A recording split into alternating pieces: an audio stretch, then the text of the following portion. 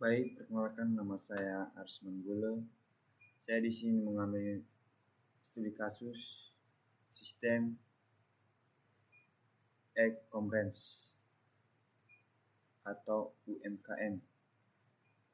Yang saya hormati Dosen Pengampu Pak Ahmad Ridwan. Nah, di sini saya akan menjelaskan tentang proyek saya atau studi kasus saya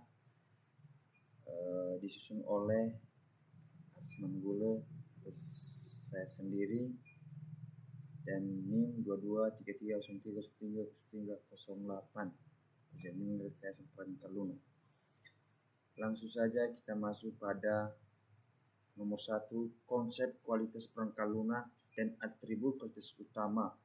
Kualitas perangkat lunak adalah tingkat kemampuan sistem dalam memenuhi kebutuhan pengguna spesifik, fungsional, serta harapan bisnis secara konsisten.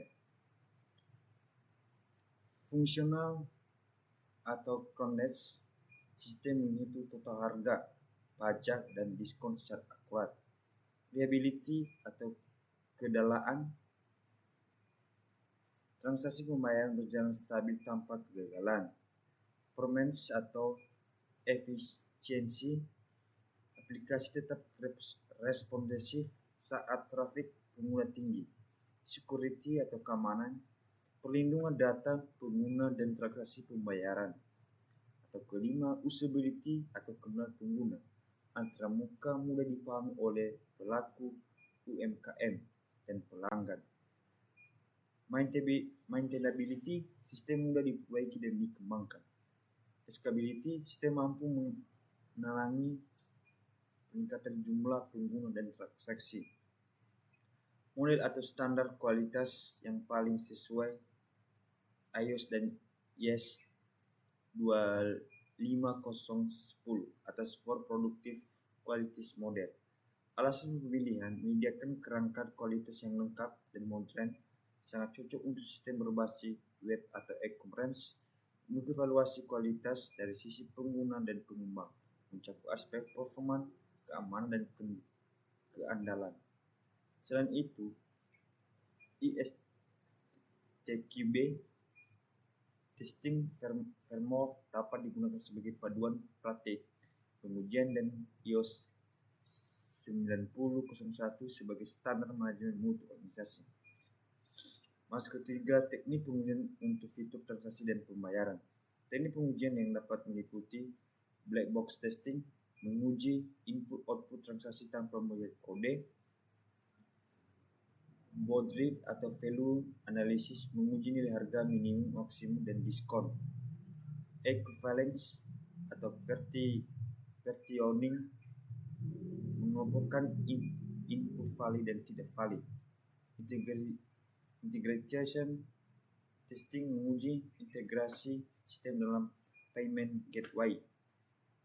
Security testing, menguji kerentanaan terhadap serangan SQL dan injection dan XSS.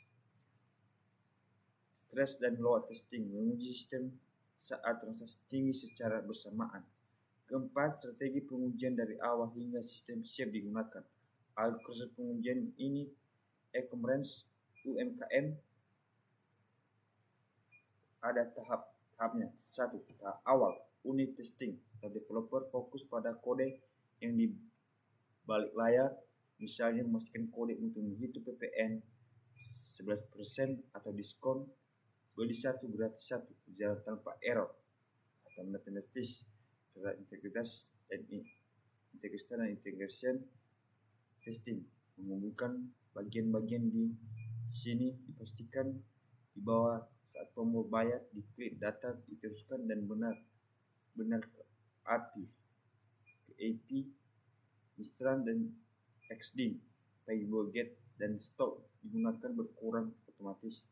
Tahap sistem testing pengujian menyeluruhkan QR, mencoba skenario lengkap dari membuat akun, mencari barang, dan memasukkan keranjang hingga status pengguna berubah menjadi terkirim. Tahap atau performance testing menggunakan alat seperti JetMeter untuk melihat wajah melihat apakah website upload jika 500 orang UKM melakukan check out secara bersamaan saat jam makan siang. Tahap pemeliharaan regression testing dilakukan setiap kali ada perbaikan bug, memastikan perbaikan di modul atau cek penjual tidak merusak modul kupon diskon. Tahap validasi memberikan akses ke pemilik UKM jika memiliki merasa alur produk untuk terlalu rumit, maka tim developer harus menyerahkan sebelum rilis. Nah, ini hasil link simulasinya dan hasil vouchernya ini. Albus pengujian soal nomor 4. Fitur baru start, perbaikan kode, internal developer, unit testing, lolos testing, tidak perbaikan dan logika. Ya, masuk atau team, integration testing, modul sinkron, tidak perbaikan integrasi, dan sistem performa testing, regressional testing, user stakeholder atau user extension testing atau UAT. Sistem siap digunakan pengguna atau lanjut dengan the end atau berakhir close. Masuk kita pada nomor 5, penjelasan proses manajemen defect siklus hidup bug. Manajemen defect sebaiknya dilakukan secara sistematis. Setiap temuan kesalahan harus dikelola melalui tahap berikut. Defect identifikasi. Proses tester menemukan perilaku sistem yang tidak sesuai dengan mencoba fitur. Contoh, tester mencoba menekan tombol bayar dan aplikasi tiba-tiba tertutup atau force close. Kedua, defect logging, percatatan. Proses bug dicatat secara detail ke dalam sistem manajemen tugas seperti Jira, Trello atau GitHub atau iSequence. Kebutuhan harus mencakup langkah-langkah untuk mengurusi bug, screenshot, dan perangkat yang digunakan.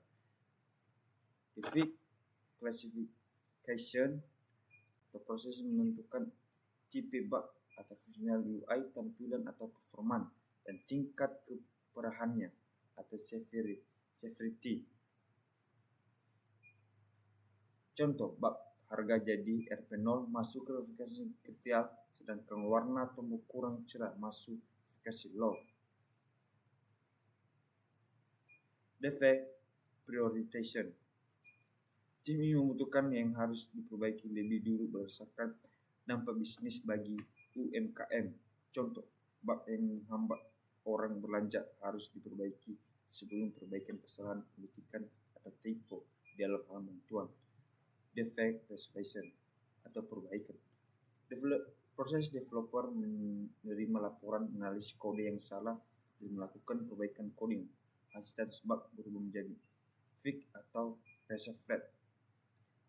Verification atau closure atau verifikasi penutupan.